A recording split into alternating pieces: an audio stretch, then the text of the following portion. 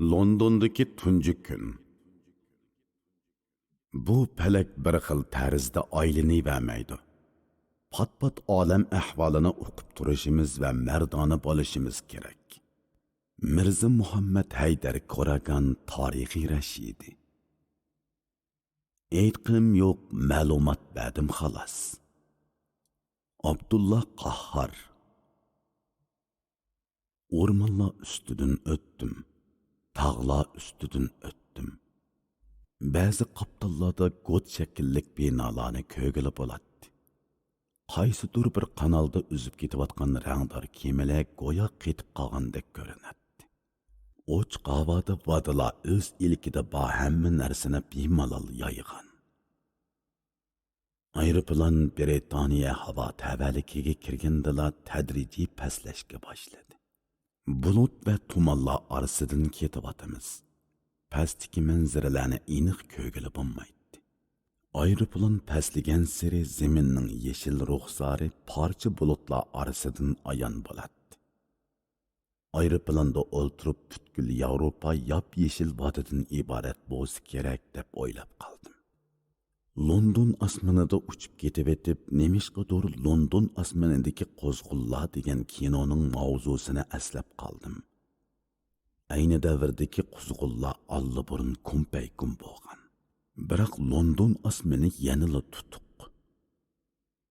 Maylillah. Tabiatning osmoni tutuq bo'lsa hech qisi yo'q. Chunki bundaq ahvolda kishilarning chirog'i yiqishiga hech kim qarshilab bo'lmaydi. Ammo siyosatning osmoni tutuq bo'lsa, chirog'i yiqish tugul tuzuk yo'talgilami bo'lmaydi. Mana London osmonida pastlayotimiz. Yo'lovchilar nas keraklarni yig'ishtirib aeroplandan tushishning tayyorligini qilishga boshladi. Mendan boshqa odamlarning chiroyida xotirjamlik, manzilga ulashish rozimanligi aks etadi. Men aeroportdan chiqish oldidagi har ehtimollikni o'ylab o'ltirdim. Pastki manzaralar borgan sari aniq ko'rinishga boshladi. Yop-yeshil dalalarda top-top o'tlab yurishgan kolalarni ko'rdim. Ko'z oldimda tipik bir sahroning qiyofati ayon edi. Qiyosimda London osmon palak egiz binolar bilan to'lgan obod bir shahar edi. Biroq qiynikin u binolar yeşil vadalar tanapdek tuz tatılgan yollar bilen çası bölüngen. Yollarda maşinalar aldıraş. Vadalarda kalalar otlaydı yavaş. Şəhərinin yalmavuz ərvahi bu yerge vəhşiyana çang selişqə ülgürmegen nima? Şəhər əslida tabiatga uyğun madaniyat böşüki. Hergiz tabiat hüsnigi zaharxandalik bilan chechivitilgan kislota emas. Shahar insoniyatning izzatini, hurlikini, so'latini namoyon qiladigan joy. Lekin tabiatdan ayrilgan shahar hergiz undoq emas. Aeroplan pastlashga boshladi. Pastlagan siri titrashga boshladi. Doira elib aylanishga boshladi. Yeşil vadalar hele yanto bo'latdi, hele tuz bo'latdi. Aeroplan yerga qo'nganda bir silkindiqda manzil vaslidan ko'nglimiz oromiga tushgandek bo'ldi. Chaqliq sumkamni so'rab aeroplandan chiqdim va ko'tirma koridor orqali boshqa bir koridorga chiqdim. Chegaradan kirish rasmiyati o'taydigan zal odamlar bilan to'shib ketgan edi. Qo'lida Angliya pasporti bor kishilar yondagi bir kanal orqali udulli o'tib ketadi. Men bu chet elliklar tuzgan o'chratning biridan o'rin oldim. Xodimlar nimalarni so'rashakin deb oldimdagilarning so'z harakatiga sap salatdimu, barangchurung ichida hech nimani anglayolmaydim. Xodim ayol edi. U pasportimni qo'liga elib astoydil bir qarab chiqdi. Manga qarasimi chandırmay qarashqa tirishadi. Uni so'g'uq nazarda tikilib qarab davlat diktatorisining kuchini bir ko'ztamdekin deb o'ylagan edim. Ammo undaq qilmadi. Balkim bundaq yerda suturlik tikilib qarash odamning shaxsiyatiga xiris qilgandek bo'lib qolamdi, bilmadim. Ayol xodim undaq qilmadi. Bundaq ig'izlardan o'tganda jiddiylashib, har qandaq gap so'zni bo'yniga elishga ko'nib ketgan mendek odam ayol xodimni inchik ko'zatmay qolamdi. Qayerdan keldingiz? Deb so'radi ayol xodim. Jongodan. Rost shundaqmi? Azroq kulimsiradi ayol menga qarab. Rost. Qayerga borsiz? Kembridjga. Qanchalik turasiz? Balkim 10 ay tursam kerak. Rahmat. Ayol pasportimga tamga bastı. Növbet 2 kishi. Somkamni so'rab xeli mangandan keyin yuk taq oladigan joyga bordim va aylanma tasmani cho'radab turishgan kishilarning orasidan o'rin oldim. Bu bir cho'ng zal bo'lib, mushundoq aylanma tasma xeli ko'p edi. Gatwick aeroporti Angliyadagi ikkinchi cho'ng aeroport edi. Angliyadagi eng cho'ng aeroport Heathrow bo'lib, dunyodagi eng oldirash aeroport hisoblanadi.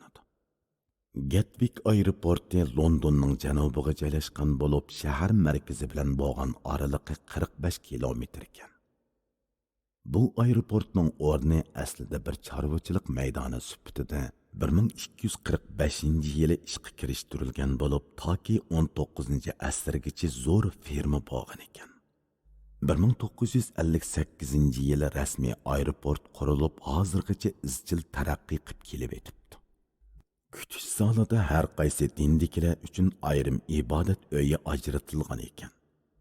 Ma'lumotlarga qaraganda bu aeroportning 2008-yillik yo'lovchi to'shish miqdori 40 million odam qitim bo'lgan.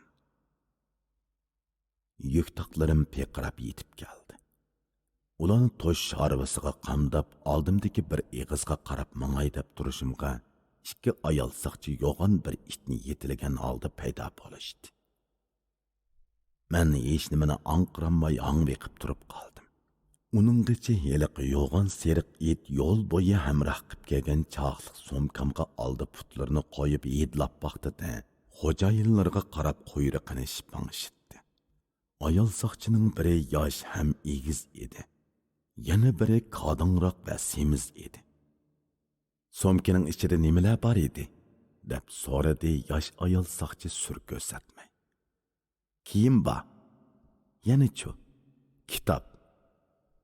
İkki ayol saqchi bir-biriga qarashdi. Apandim, somkingizda yemekliklar yo'qdi. Esimga do'stlar tutgan yo'lliqlar keldi. Yo'lga chiqish harpisida zulpiqar barat o'zbash yerlik mahsulot deb o'rab qachilangan kaptar go'shi va qo'toz go'shtlarni akagan ekan.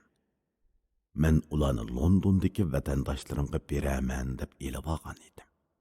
Yana ozroq to'qoch va pechenilar bor edi. Qozoqlarning o'lgan sartning qo'ynida to'qoch bor degan gapi beka aytilmagan bo'lsa kerak. Karvon büyük yepak yo'llarida karvon tatib o'tgan ota-bobolarimizning ba'zilari safarda o'lib qolsimi xorjunidan non to'qoch chiqqan bo'lsa kerak. Menmi ularning pushti bo'g'ashgan nonni hamroh qilmay ko'nglim unamagan edi. Men darrov inkos qaytardim. Azroq yemaklik bor edi. Ularning nima uchun ashundoq so'raydiganligini tushunmaydim. Ammo ularning somkini och ko'ramiz demay mendan savol so'rashi insoniy huquqimga bildirilgan bir xil hurmatdek tuyuldi. "Apandim, bu yoqqa keling", dedi semiz ayol saqchi. Ularning kaynidan bordim. Ular meni bir bulunga opirib somkamni ochtirdi. Eliqi yoshqina biri itni yetiliginicha ketdi. Somkamdan 5 qalti pishiqlab ishlangan go'sht chiqdi. Semiz ayol saqchi rezink palaykaygan qo'llari bilan xaltalarni xuddi zaharlik narsalarni tutgandek nihoyat avaylab tutdi. Pam bilan o'rib-jo'rib qaradi. Ondan bir jadvallik qog'ozga nimalarnidir yozdi. Ko'zim 200 gram degan raqamga ta'tir tushib $500 deganda ko'rinib ketdi-da, peshonamdan tar chiqib ketdi. Angliya territoriyasiga kira-kirmayli $500 jarimani to'lagili tursam qandoq bo'g'ini, tunji kunimdala falokat bostig'u deganlarni xiyol qilib ko'nglim sovibli ketdi. Saqchi somkamdan yana bir xalta narsani topdi. Bu nima? Choy dorisi. Qandaq çay darisi bu? Özümüzning yerlik çay darisi. Saqchi çay darisiga va to'qashlarimga ortiqcha bir narsa demayli joyiga qo'yib qo'ydi. Bu nimalarning go'shi? So'radi ayol saqchi. Qushlarning go'shi, dedim tomtoqla. Dialoglar inglizcha bo'layotqashqa kaskanmas so'zlaverdim. Bundaq vaqtda so'zning erkak kishisini ilg'ug'idek menda nima hal bo'lsin? Ish qilib bir nimalarni deytdim. Qo'lashmagan inglizcha mendiklarni to'la ko'ygan ayol saqchiga g'ayriy bilinmagan bo'lsa kerak, chiroyidan meni xuduk siritadigan bir alomatni sezmadim. Agar bu ayol saqchi muhitparvar ayol bo'lsa, mendan qandoq ranjib ketar deganlarni o'yladim. Shir, yo'lvoz, bo'ri, tulki, eshaklar yashaydigan bir makonda qattiq qurg'oqchilik bo'lib ketgan ekan. Bu jonivorlar bir yerga yig'ilib, bu qurg'oqchilik balosining sababini tahlil qilishibdi. Birasimiz ig'irroq gunoh qilg'achqa Tangri bizni jazolagan gap deyishibdi ular. Ular o'z qilmishlarini navbat bilan deb boqmoqchi bo'lishibdi. Men birining qolisini yeb qo'ygan edim, debdi Shir. Shumi gunoh bo'lamdi, deyishibdi hamma olmon talman.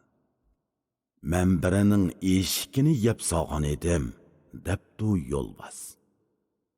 U gunoh bo'lamdi, deyishibdi hamma olmon talman. Men bir tul xotinning eshikisini yeb tashlabdiman, debdi bo'ri. U gunoh emas-ku, deyishibdi hamma birdek. Men bir kantning chetidagi dehqonning to'g'risini yeb qo'yib ekanman, debdi tulki. U qanchalik ishdi, deyishibdi ko'pchilik. Navbat eshak kelganda hammasi uni nima deydikin deb qarabdi. Eshak, uyga meni minib bir yerga ketayotganda bir tonishi uchrab qoldi. U ustimdan tushmayli uning bilan paranglashib qoldi. Ichim pushib oldimdagi bir tal xo'xini yegan edim, debdi. Yer jahonning qurib ketishi sening kasobitingdan kanda, debdi Shir ho'kirab. Shu emasmi, deyishibdi boshqalar. Orqadilla eshak hamtalash qilinibdi. Narsa keraklarim tekshirilayotganda menda ixtiyorsiz holda gunoh va jazo haqidagi allaqandoq o'ylar paydo bo'lib qoldi. Bu o'ylar tabiiy holda mushu hikoyani kallamda aks ettirdi. O'zi bilibla gunohkor bo'lib olish yoki gunohni tasavvur qilib olish, tasavvuridagi gunohni rost deb qo'rqib ketish ko'pincha holda ojizlarda bo'ladigan psixika.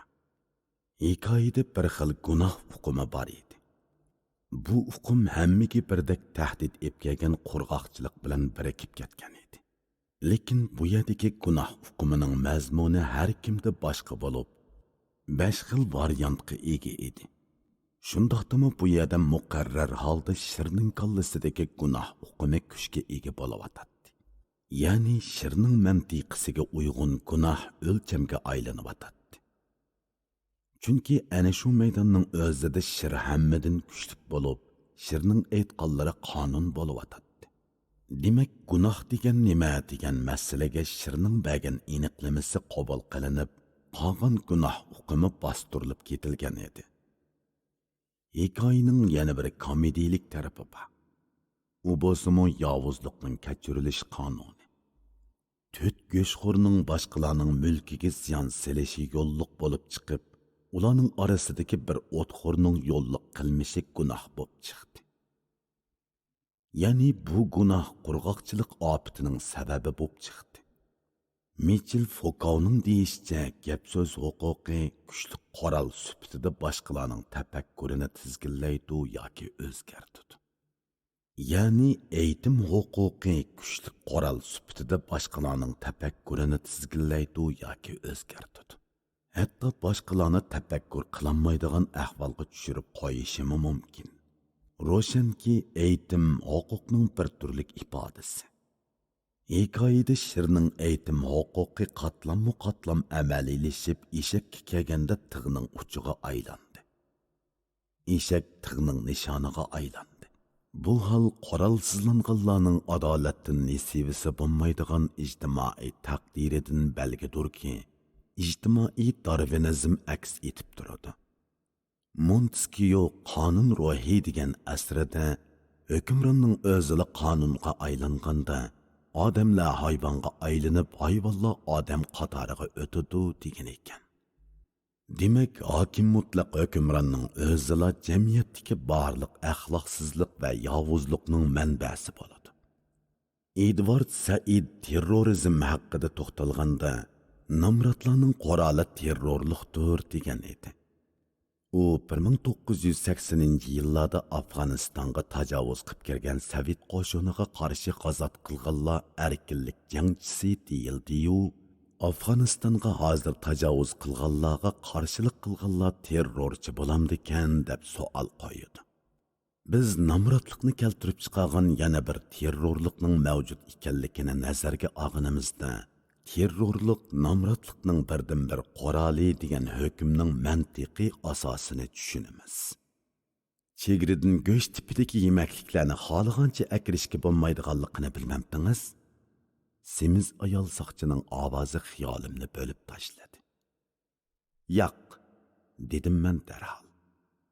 "Bu mening Britaniya chegarasidan tunji kirishim. Bundaq gapni tunji anglayapman." Ayol turib ketdi. "Davlatinglarda bundaq ishlarga doir tashviqotlar yo'qmi?" "Anglamabdi ekanman. Munular davlatimizning mahsulotlari." Ayol bir varaq qog'ozni menga sundi va barmoqi bilan bir necha qur xatni ko'rsatdi. Qarasam, mening ishim jinoyat hisoblanadi ekan. "Kechiring, endi tushundim. Bundaq ahvollar qayta yuz bermaydi." Ayol soqchi 5-6 pishiqlab ishlangan go'shtni ehtiyot bilan tutib bir sanduqqa joylashtirdi va nimalarnidir yozdi. Men allaqandoq bir jazoni tashvish bilan kutib turatdim. Ayol yenimga kelib kutish zalidan chiqsam bo'ladiganligini bildirdi. Demak, men kechirimga erishgan edim. Narsa keraklarimni ratlab, sumka va chamadonlarimning og'zini atkicha xeyli yeniklab qoldim. Mag'firat kishida qoyillik va sadoqatmanlikni paydo qiladi debdikan bir dona. Aytqanidek, Britaniya soqchisining kechirimiga erishgan menda g'uvo illiq hissiyot uyg'onmoqda edi.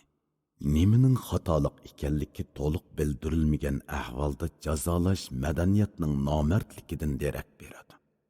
Mundaqcha aytganda, u insoniylik tutilgan qaroqchilik. Somka va chamdonlarimni harbiga bosdim ham sirtqa qarab mangdim. Londonda ilm tahsil qilayotgan qarindishimiz Xabarjon bilan London universitetining o'qituvchisi Edmond oldimga chiqmoqchi bo'lgan edi. Ularni ortiqcha saqlatib qo'ydim deb xijilma bo'lyapman. Darvaqa ular meni saqlab turgan ekan. Xabarjon bilan 2 yil ilgari Urumchida ko'rishib, dasturxon ustida keng kushoda paranglashgan edik. Yillardan beri u Londonda ilm tahsil bilan bo'g'ishqa, jamiyat, tarix va axloq masalalarida o'ziga xos ko'z qarashni shakllantirib bo'lgan edi. U xalqimiz, jamiyatimiz va hozirgi ahvolimiz haqida tashqi dunyoning nuqtai nazarlariga izchil diqqat qilib kelgachga, nurg'un ilmiy uchurdan xabardor edi. Men suhbatlarda ma'naviy g'idiqlash beradigan kishilarga nihoyat qiziqaman. Xabarjonning mustaqil ko'zitish iqtidori, ko'z qarashlarini mo'l uchurlar orqali bayitadigan fikr odati, tuz va murassasizligi menda cho'nqur ta'sirat qoldirgan edi. Tunji asralashgandan keyinlab bizning dil rishtimiz bog'landi va inter to'ri orqali fikrlashib turdik. Mening Angliyadagi universitetlarga, jumladan Cambridge universiteti bilan bo'lgan aloqamning o'ngishli bo'lishida Xabarjon bevosita rol o'ynagan edi. Xabarjon Edmond bilan ham suhbat bo'lib turdi ekan. Edmond aslida Cambridge universitetining o'quvchisi bo'lib, hali ham bu universitetning O'rta Osiyo tadqiqotiga aloqador ishlaridagi doimiy ishtirokchi edi.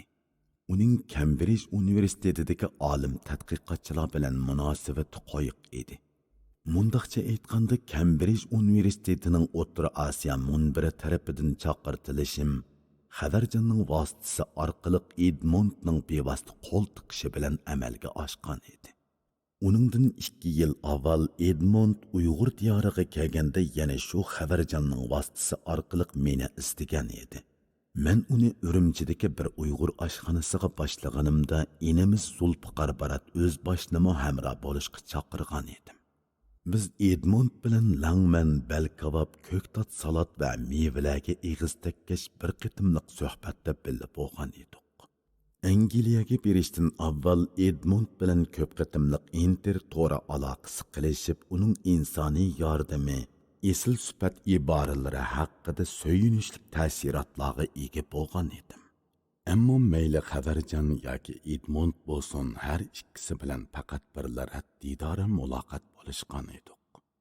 Ularning chiroyi xotiramda g'uvalishib qolgan bo'lsa yoki ularning xotirasida men g'uvalishib qolgan bo'lsam, darhol tonishib ketinmay avorichilik tug'ilamo degandek o'ylamo xiyolimdan neri emas edi. Zalda qarish elish uchun kelib saqlab turgan odamlar oz emas edi. Zalga chiqishim bilan ko'zlarim atrofni chorladi. Doğuluq boyu Xabarjon uzun tura Edmondni yiroqdan ko'rdim va qo'limni egiz ko'tarib pulanglatdim. Ularmo shu zamot meni tonadi. Ular odamlar to'pini aylanib men tarafga mangdi. Assalomu alaykum dedi Xabarjon. Va alaykum assalom dedim men. Quchoqlashdik. Quchoqlashish boyada so'z behojat. Biz sukutlik harakatlarimizda vujudimizdan tepiladigan qarindoshlik, do'stlik, mehribonlikqa o'xshash hamma narsamizni bir-birimizga berdik. Gatwick aeroportida Tangritog' va Torim bir orqa ko'rinish bo'lib bizni o'rab turgandek alvak va xotirjam hissiyotda bo'ldim. Assalomu alaykum dedi Edmond. Va alaykum assalom dedim men taajjub va rozimanlik bilan. Biz quchoqlashdik. Jahonning ikki chetidagi Tuman daryosi bilan Taymis daryosi bir lahza qo'shilib oqqandek bo'ldi. Shu topda ahli sunniyning bolasi bilan ahli kitobning bolasi, odam bolalari bir-birining a'zolaridir. Ular yaratilishda kichikkina javhardan vujudga kelgan degan iboraning tirik tasviriga aylangan edi. Xabarjon harbini qo'limdan oldi. Tinchlik, amonlik so'rashlar qizg'inlik ichida davom qildi. Balkim charchab ketgansiz, dedi Edmond ingliz tilida. Shundoq charchadim, dedim men aralla. İngilizce so'zlashda xudikim bo'g'ashqa qisqacha javob berish bilan bo'ldi qildim. Albatta charchaysiz, haqiqatan uzun safar bu, dedi Edmond. Bakuda 15 soat turdim, uxlamadim, dedim men. Voy xudoyim ey, shundoqmi? dedi Edmond esdashlik talaffuzida. Men Edmond bilan Xabarjonning Angliyaga kelishim uchun ko'rsatgan tirishchanligiga ayrim rahmat aytdim. Edmond pikabini to'xtatib qo'ygan yeridan akagacha Xabarjon bilan paranglashqash turdik. Xabarjon Edmond bilan maslahatlashish orqali Londonda hafta turgandan keyin Cambridgega yo'tkilishimni, bir hafta ichida Londonni ziyorat qilg'ash turishimni qaror qilishganligini dabberdi.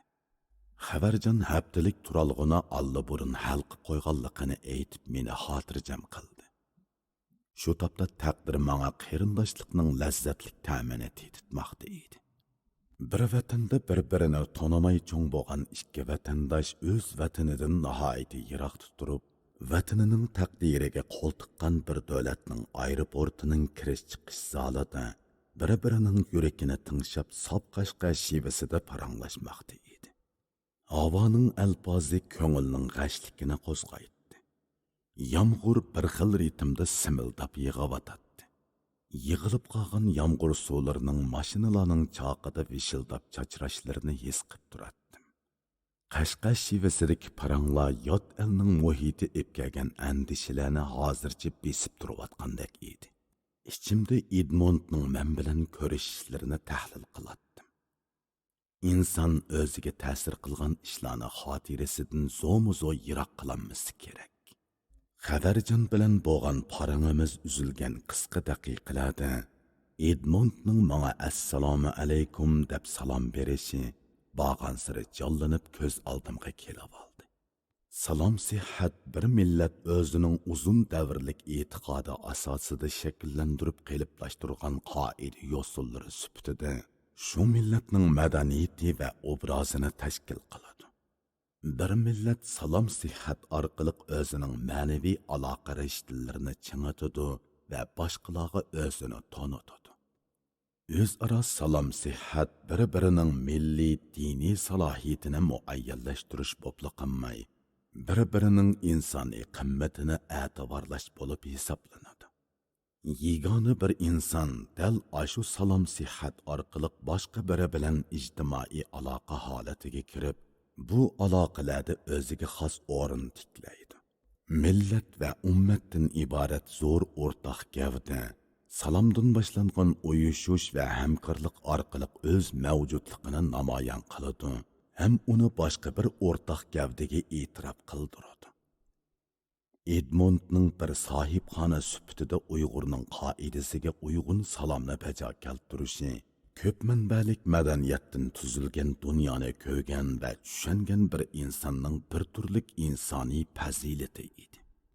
Bugungi dunyo o'ziga yot madaniyatni yaklashni emas, sig'dirishni, cheklashni emas, yo'l berishni tashabbus qilyotdi. Madaniyatlar to'qinishi haqidagi ovozlarga qarshi madaniyatning billa turishi haqidagi inkoslarni yangrayotdi. Jahonga o'zini tetitgan bir imperiyaning bolasi taklamakan bo'yidan kelgan, texi tuzuk jahon ko'magan bir dehqon bolasiga tamanno va takabburlikdan xoli sop insoniylik bilan muomala qilib, o'z sistemasi ichida yetilgan va pishqan madaniyatning cho'ng sifatligini namoyon qilmoqda. Men bir inson, tomoq yeyish bilan uxlash fiziologiyalik tarafim. Lekin men o'z tilimda so'zlayman. Mening boshqalarga o'xshamaydigan nurg'un tarafim bor. Mana bular madaniyatimning mazmunini hosil qiladi. Shunga menga bildirilgan hurmat mening e'tiqodim, tilim, urf-odatimga bildirilgan hurmatdan boshlanishi kerak. Shu chog'da men bir madaniy insonning muomalasiga uchragan bo'laman. E'tirof qilish va ishonish bo'lmagan yerdan yakkalamchi salohiyat bosh ko'tarib, kimlik zo'ravonligini paydo qiladi. Faqat men seni hurmatligandila, seni o'zimga o'xshash muhim va aziz deb tanigandila, ideya bilan harakatning maishatidan sen bilan barobar bahramand bo'lishni xohlagandila, ondan sana haqiqiy xolab yaxshilik qila olayman. Sana o'zimga ishongandek ishona olayman. Mana bu inoqlikdan iborat ommaviy axloqning yiltisi. İnsaniyetçil ma'niga ichidan toyinmagan madaniyat hadisala o'zini boshqalarga tengib takabbur qiyofatda to'r egilashga tirishadi va bag'an sira boshqalarning ishonchisidan ayrilib qoladi. Anglo-sakson madaniyatining kengayishidagi nurg'un qo'pol hikoyani tarix unutib ketmadi. Yana shu hikoyalarni chuvib qayta qurashtirishni xohlaydigan rejissyorlar tarix sahnasida bor.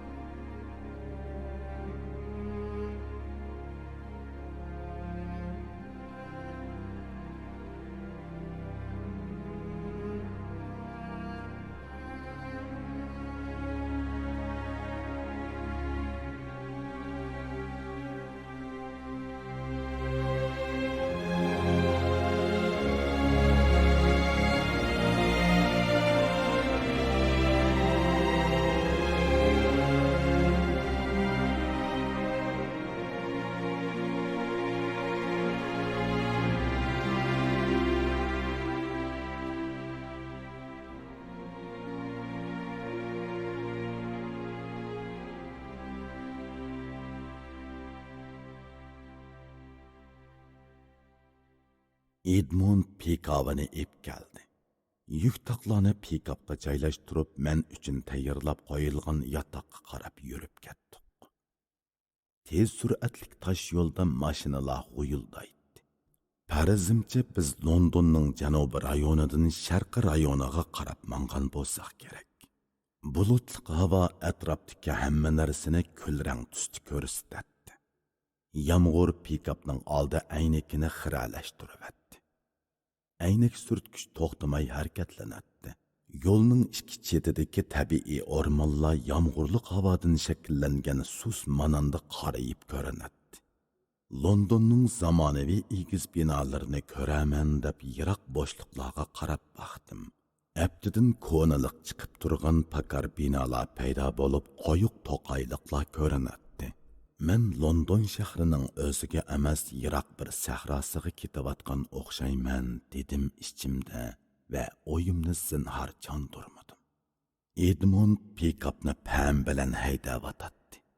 Boya men ko'rgan bu tarozi inglizning abjil pikapga qandoq patqanligiga hayronman. Men uning yonida o'ltiratdim. Xabarjon kaynimizda o'ltirib, mening Saymil Huntingtonning madaniyatlar to'qinishi va dunyoviy tartibning qayta o'rnatilishi degan kitobining Uyg'urcha nashriga atab yozgan uzun tonishtirish so'zim haqida gap qilib beryotdi. U kitob Uyg'ur o'qirmanlarida qandoq inkas qo'zg'adi deb so'radi Edmund. Inkas nihoyat qizg'in dedim men. Kitobning bozorimi ishtik bo'ldi. Inter torlarda kitob to'g'risida bas munozara bo'ldi. Kitobning muqovasi qiziqarliq bo'pti. Yer shari taram-taram qonga melangan. Nemish shundoq loylangandi? Kishilar madaniyat to'qinishi yer shariga qon chashdi degan bo'lsa kerak. Umuman xalqimiz hozirgi yer sharidan andish qiladi. Nima uchun bu kitobni nashr qilmoqchi bo'lib qoldinglar? Kitobning tarjimasida men yo'q. Men umuman dunyodagi boshqa xalqlar g'ulg'uli qilgan tangliq asarlarni Uyg'ur xalqiga tonishtirish tarafdori. Dunyo bilganni bizmi mos qadamda bilib mangsak, ondan dunyoda o'rnimiz bo'ladi deb qarayman. To'g'ri, lekin boshqa asarlarmi oz emas. Ras, tanlab ish qilish tez. Milliy sharoitimizda mumkin bo'lgan ishlarla bizning tanlashimiz bo'ladi. Tushundim. Edmundning talaffuzi sipoya va siliq edi. U gaplarimni anglag'ach kulimsirab qo'yadi. Mening ta'siratimda Yevropaliklar mushundoq kulishga usti keladi. Ularning chehrada normadan oshirib etmagan bir tuzut kulkisi yalt qilib ko'rinib darhol o'chib ketadi-da, yuz muskola darhol asliga keladi.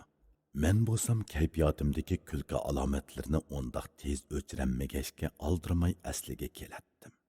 Aslida qandoq bo'lsam shundoqman. O'zimmi bu asarga xeyli yillardan beri qiziqib kelayotgan. Bu kitobni ayrim bir shaxsning fikridan halqagan siyosiy programmadek his qilib qolaman. Amerikaning Paris qo'ltiqi va Balqon rayonlaridagi hozirgi siyosati mush kitobning ruhi bilan asosan birdek, dedim men Xabarjonga. Xabarjon bu gapimning asosi mazmunini Edmundga tarjima qilib berdi. Rostmi? Siz mushundoq o'ylaydi ekansizda? Shundoq. Havo bulutliq, yomg'ir davomliq yig'iyotadi. Choqlarning ostidan shirqirab ovoz keladi. Pikapning sur'atidan qaraganda manzilga xeyli bodek turadi. Elimi oz mangmagan edi. Xabarjonning tanishtirishicha, Edmund O'rta Osiyo tadqiqotining Uyg'urlarga munosabatli taraflarini tadqiq qiladi ekan. Uyg'urlardagi vahhabizm haqida bir parcha maqola yozgan ekan. Vahhabizm qo'rqinchli ism devatdim men. Demakchi bo'lganingiz, vahhabizm degan atalg'u vatanimizda nihoyat qo'rqinchli. U gapni hukumatmi yaxshi ko'rmaydi. U gapning soyasi nihoyat ofatlik. Kishilar bu gapni qandoq tushunadi? Odatdagi ammo u gapni tushunmaydi. Ammo intayin qo'rqadi. Balkim bu gapni bir qancha siyosatchi bilan ularning atrofidagi maslahatchi mutaxassislar bilsa kerak. Sizlar tarafda odamlar Said Qutbga qandoq qaraydi? Odamlarimiz Said Qutbga baho bergidek tushunchaga ega emas. Kishilarning bu haqdagi tushunchalari ommaviy asosga ega emas. Uyg'ur musulmonlari royish va tinch keladi. Elishqi tegishli hisob kitobnimi Allohning o'zining ishi deb qaraydi, dedi Xabarjon. Xabarjonning gapining xeli asosi bor edi. Saidiya xonadonligidan keyin xalq hayotiy dunyoga tutilgan pozitsiyada tamoman tarki dunyolashib, o'zi yashayotgan dunyodan g'aflatda qolgan edi. İctimai va siyosiy tabalg'ushlar uzuksiz etkagan ofatlar kishilarni bu dunyoning halovatidan umid uzib oxirat saodatiga talmuradigan qilib qo'ygan edi. Sigoh muqomining julasidagi munu beyt ismdan kashdi. İzdemas ko'nglim mening yor, izdiganning yori bo'l. Kim seni yorim desa, borib shuning gulzori bo'l. Bu beyt akan kimni asi yengang shu degan maqolning yana bir variantidek tuyulib ketdi. Bulardan taqdirchilik idisi purab turadi. Yomon ishlarni amaliy harakatinglar bilan, uningga kuchinglar yetmasa tilinglar bilan, uningga kuchinglar yetmasa dilinglar bilan rad qilinglar degan xitoblar go'yo kishilarning quliqidan ko'p uzab ketgandek edi. Edmund gapimga taajjublangandek qarab qo'ydi. Men qandoqdir bir narsani tushungandek bo'lib gapimni to'liqlab qo'ydim. Uyg'ur jamiyati o'zi to'g'risidagi aniq tushunchani teqicha hosil qilib bo'lolmadi. O'zi va o'zga haqida ro'shan qarashlarga ega emas. Xalqni yetakligidek ziyolilar qo'shunimi ojiz. Bilishimcha sizlarda ziyolilar oz emas, dedi Edmund javoban. Rost deysiz, dedim men. Ziyolilar yo'q emas, lekin ko'pmi emas. Mushu ziyolilarmi hamkorlashib ish qilishni o'rganib bo'lolmadi. Biri yana birining yetaklashini qabul qilolmaydi. Vah, ishinglar to'limi kajgan, dedi Edmund. Manzilimiz xeli yiroq bo'lsa kerak, teg'i yetib boradigandek emas. London zodi qanchalik cho'ng, bu menga qarang'u. Talantli qaroqkash yozuvchi P. Hamilton 20-asrning 30-yillaridagi Londonni tasvirlagan bir asriga palak ostidagi 20 ming ko'cha deb ism qo'yibdi ekan. Bu ism Londonning cho'ngliqini haqiqatan gavdlantirib beralaydi. Buriladigan do'qmishlarga kelganda Edmund pikabini to'xtatib xaritaga qaraydi. Emir-chimir xaritani qandoqmi ko'rib tushunayotgando degim keldi. Yomg'ir pasayganda qiladi. Ammo havo yanada bulutliq edi. Xaritaga qarab boshqalardan yo'l so'rab oldi kaynimizga minib, oxiri Istixomning Henry ko'chisini topdik. Istixom London shahriga qarashliq bir avtonomiyalik shahar ekan. Janubiy Osiyo, Afrika, Karib taqim orollari va Sharqiy Yevropadan kelgan odamlar oralashib o'ltiraqlashgan bu rayon Londondagi tipik ko'chmanlar yurti hisoblanadi. Bularning eng baldur kelganlari emgak kuchi sifatida planliq yo'tkab kelinganlar, keyin turmushda chiqish yo'li izlab kelganlar, urushda sarson bo'lganlar, panohliq izdiguvchilar bo'lib, bu rayonning tarkibini ko'p xillashtirgan edi. Ko'chalarda cherkov, masjid, butxonalar uchraydi. Buningdan uning ko'p hazoratlik rayon ekanligi chiqib turadi. Aslidagi chat bir rayon 1859-yili ochilgan temir yo'l transporti bilan tadrijiy kichik bir shaharga taraqqiy qilgan. Bu yer mamlakat bo'yicha tovan kirimlik oilalar eng ko'p rayon hisoblanadi ekan. Xabarjon bir eshikning qo'ng'iriqini bosdi. Ayol o'tmay to'g'aloq kelgan o'ng'a oq bir odam eshikni ochdi va bizni uyga boshladi. Xabarjon ikkimiz kelangsiz chamdonlarni ko'tarib peshtoqdan chiqdik. Uy egasi ikkinchi qavatdagi bir eshikni ochdi. Biz chamadon va so'mkalarni karavotga qo'yib qo'limizni bekorladik. Uy egasi bizni boshlab oshxona, o'choq va suvxonalarni ko'rsatdi va munosabatlik bilimlarni tushundirdi. Dimiqida gap qiladigan bu odamning gapini tuzuk anqiramadim. U nimagadir g'o'dong'ishgandek bilindi. Lekin Xabarjon uning gapini yaxshi tushunadi ekan. Edmund suvxonani ko'rsatib turib, uy egasidan hojat qilib olsam bo'lamdi deb so'radi. Uy egasi qo'shilgandan keyin u kirib ketdi.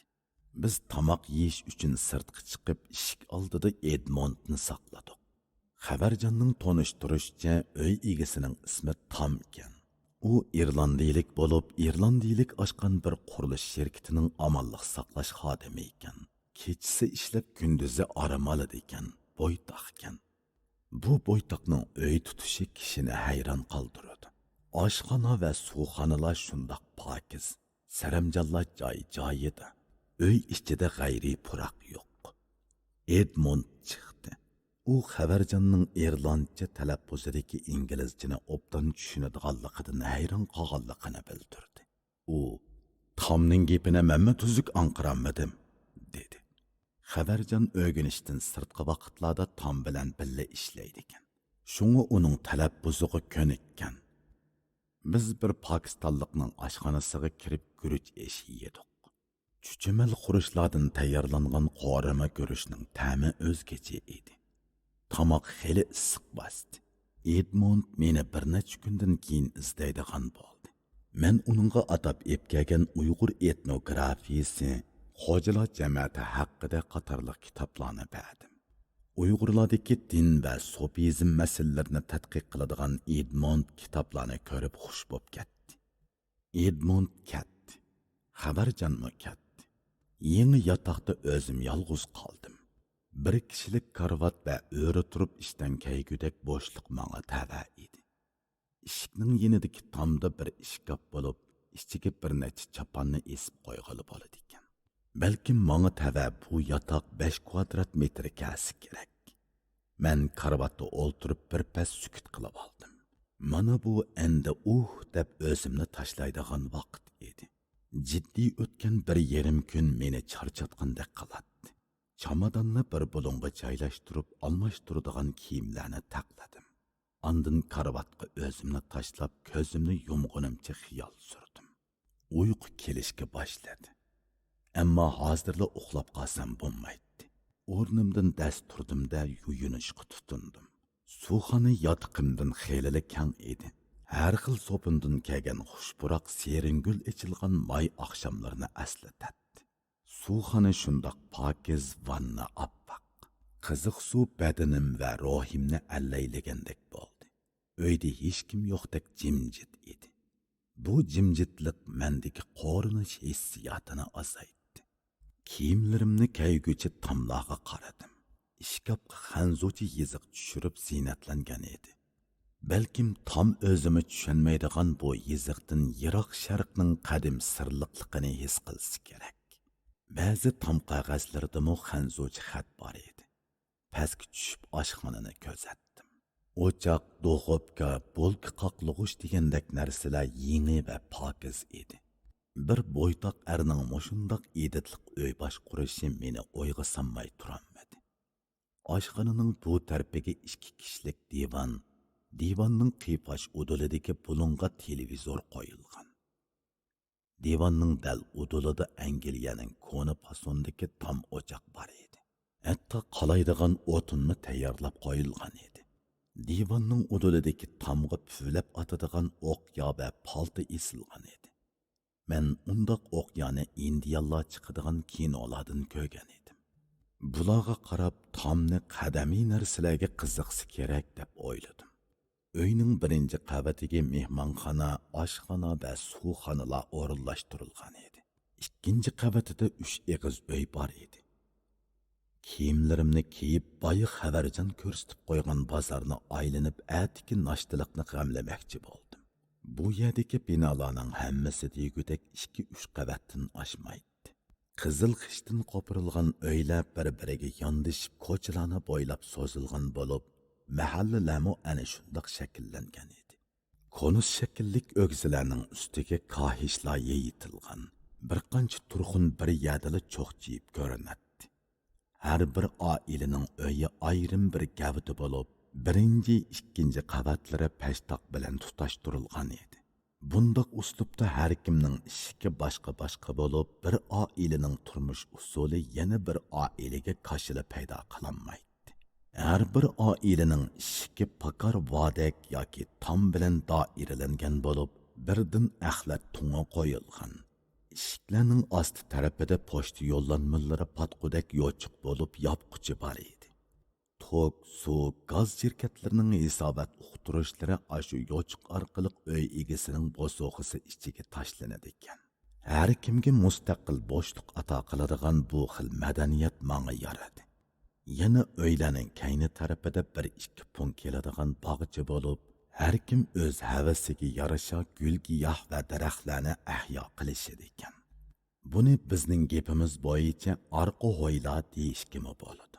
Kir yeyish, optob sinish, kabob pishirib do'stlar bilan birga mazza qilish degandek turmush faoliyatlarining hammasini ana shu orqa hoylada o'tkazishga bo'ladi ekan. Her bir ailenin öyi, ailenin ayrım bir gavdi süpütüdü yenideki ailenin öyi bilen tutaşkan. Öylenin qatar tutaşmasıdın koca hasıl boğan. Bir ailenin öyünün su, tok, gaz, par meselesi başka bir ailenin öyi bilen alakasız.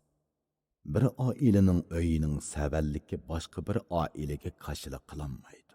Bir aile kişilerinin mijazi yana bir ailedekilerinin yaşaş logikasiga putlaşmaydı. Arqa hoylilarmı qaşa yoki tam bilan ayrilgan. Qo'shnilar ara fasillar aniq. Har kim o'ziga mas'ul. Har kim o'zining ishikidan kiradi. O'pcha ishik yo'q. Har kimning o'z shaxsiyatiga bo'lgan mas'uliyati cho'ng bir kollektivning ichidagi har bir a'zoga daxli taruz qilmaslikni borliq keltirgan.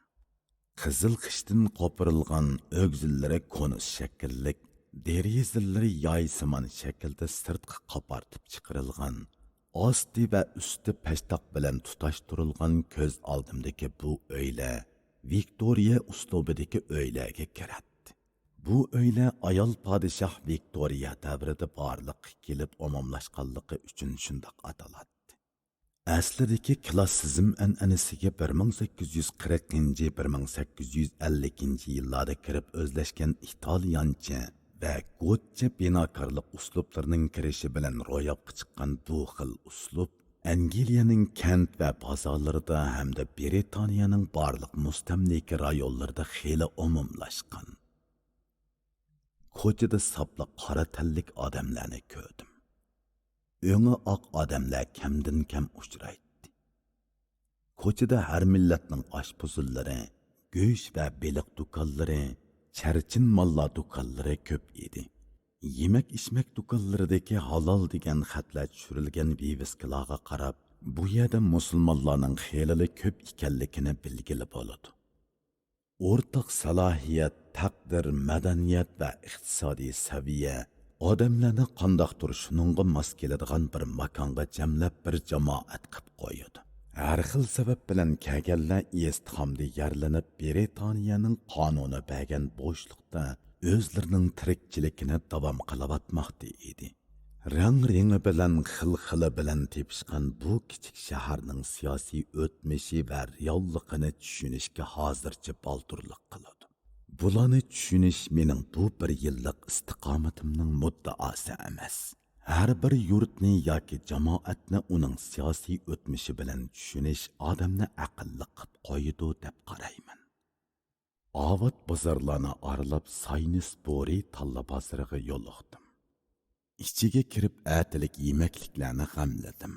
Halol yemekliklarni tanlayman deb tovarlarning tushuntirishlarini o'qib xeyli ko'p vaqtni o'tkazdim. Kichikkina yotoqning derazasidan tomning orqa hoylasiga qaradim. Hoyla abjil chimliq, har xil gul-giyoh va daraxtlar bilan qo'rshalgan edi. Chimliqning oxirgi chetida cho'ng bir katak turadi. O'ylining oshxona eshigiga yaqin yerida 2 tal atirgul kuzning sovuqida cho'g'dak julalanib turibdi. Bu gullarning siyoqi hozirmi esimdan chiqmaydi. Ko'zimni yumib yotdim. Ko'z oldimda 2 tal atirgul mayin pulanglaydi. Ular sus irg'anglab qalbimda tövandagi she'rni paydo qildi. Tomning o'yi.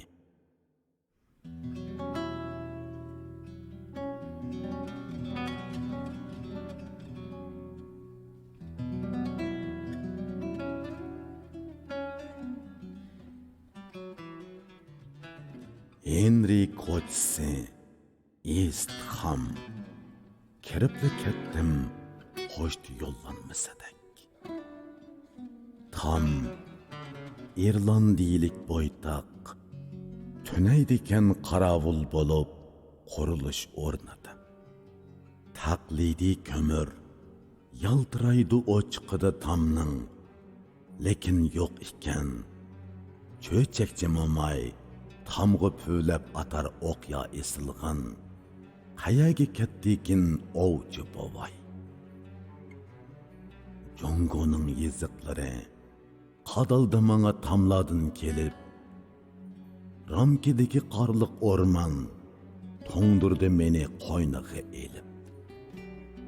Tamning chimliqida ikki tal atirgul solmagan texi. Ular meni o'ylagan chig'i yorib ketdi tamning beg'i.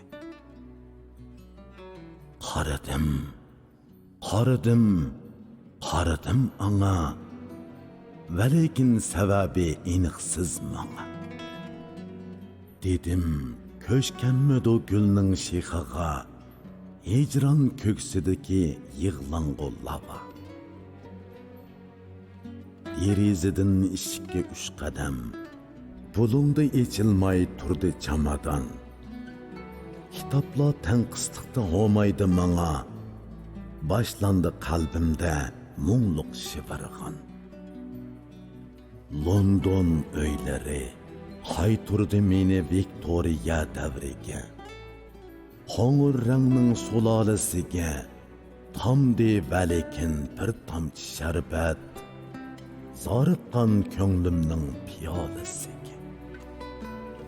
Kirli kimga yo'ginib muloyim baytalga o'xshidi karvat. Shoir Abduqodir Kotaktek uyda qiyg'itib chapmoqda dalilladi at. Derizidan jimjitlik kelib, chaqmoqda aynaklarni, ittirmakda tamlarni, so'zmoqda zamonlarni, chapmoqda daqiqalarni. Men tutib qo'ydim yonchuqimni.